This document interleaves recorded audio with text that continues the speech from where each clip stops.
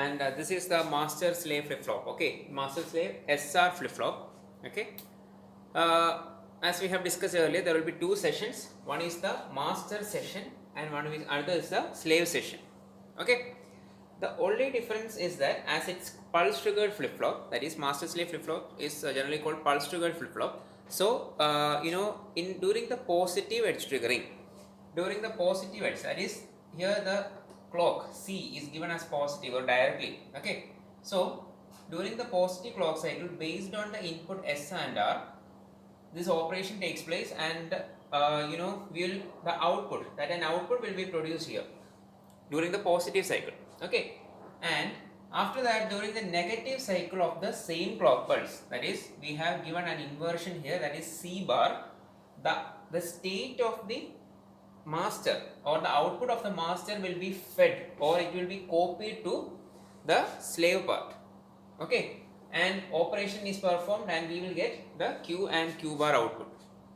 Okay, the only case is that in edge triggered and pulse edge triggered and negative, positive edge triggering and negative edge triggering, during a particular, if it can operate in only one state, that is during if it's positive edge triggered, it will work only in positive edge triggered concept. Okay, otherwise in the negative edge triggered concept. But here both positive and negative edge triggered comes into action, that is we consider a pulse as a whole. So we have a positive edge triggered concept and also a negative edge triggered concept. So this is the master concept, and after the positive edge triggering, the state of the master is copied directly to the slave and then operation takes place and we will get the Q and Q bar. Okay, and this is the truth table. We give the inputs, output and the comments, or we can write state, SR and clock, and here we should understand that the clock we give this as a complete pulse. Okay, not positive or not negative, a complete pulse. Okay, so we have four combinations 0 0 0 1 1 0 and 1 1, and we have four clock all in all these cases. When S and R holds the value 0, it will be in Q0 itself, that is no change, that the initial state itself. Okay, Q state or Q0 state, no change. When S is equal to 0 and R is equal to 1, it's reset condition. So we give S0 and comment is reset. When S is equal to 1 and R is equal to 0, we have 1, that is a set condition. And when both the values of S and R is equal to 1, we put a question mark here, that is invalid condition.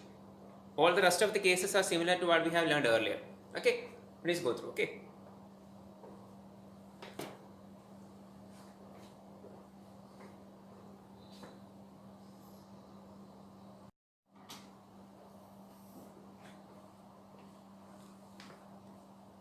Next is master slave D flip flop. As we have seen how a master slave SR flip flop works. Okay, so what we will do is, there is a slight change in the figure. We have D and the negative part should be fed to that we have already discussed earlier.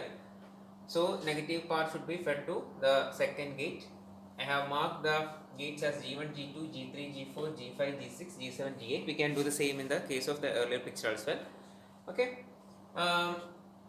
we'll compare both these cases. Okay, when the input given in the presence of the clock, that is doing the positive cycle, the master section works. So when 0 is given to D, what we get the output. Okay, and that is fed to the slave part during the negative clock pulse. Okay, or the negative edge triggering. So based on the same, if we write for the when we write the theory part, it's very easy to write, because we have to write based on this truth table as well. Okay, so we have that D as 0 value and the clock is we have the complete pulse as well. When 0 is given, the output will be 0 and the comment or the state will be the reset condition, and when the value of D is 1 and when the clock is present and the output will be 1, that is set state. Okay, so don't forget to give the D to the first case and the negation part to the next case, and also the negative edge triggering should be shown by drawing this part as well. We have a clock and the negative edge triggering should be shown using the NOT gate. Okay, and C bar is also marked here. Let's go through.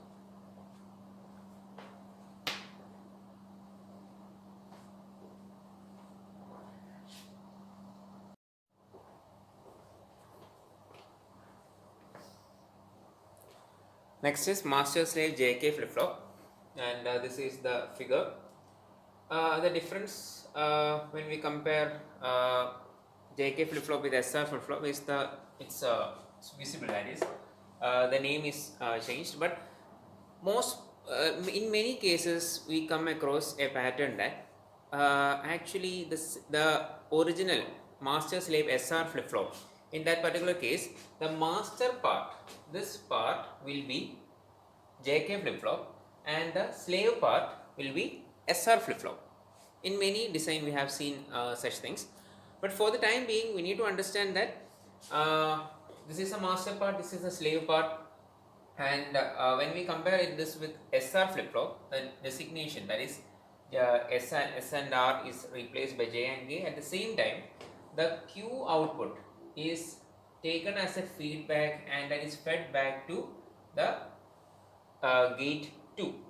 Here also this is fed back to Q bar is fed back to K in order for the toggle condition to work properly, okay, because it's JK flip flop. And you can see this is not of much importance or significance. PRE bar and CLR bar, these are two inputs. CLR bar means it's active low signal. When S0 is given to that particular case, this becomes active for that CLR bar, okay. And here we have PRE bar. PRE means it's preset, okay. Preset means if we it's just the opposite of clear. CLR stands for clear, okay, that is we need to reset or clear, that is, and it is active low, and when a 0 is given to that particular position, it becomes 0. As it is active low, when 0 is given to that particular case, it gets active. And this is also active low here when we give a 0, that is it's preset, okay. Even though it's active low, when a 0 is given to that particular case, this particular gate or the value given to this particular gate will be 1, that is preset, that is setting it early, okay.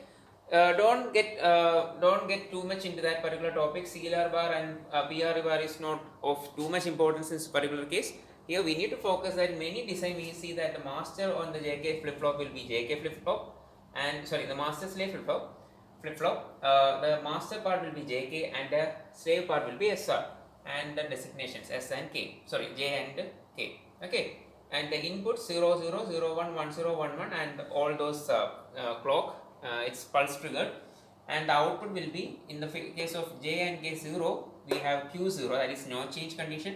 When the value of J is equal to 0 and K is equal to 1, it's similar to R condition, so 0 and reset. 1 and 0 means it's 1 and reset, and 1 1 means it's toggle condition. Toggle means, how to represent toggle? If toggle means just a reverse, so we put here a Q0 bar. Clear? Let's go.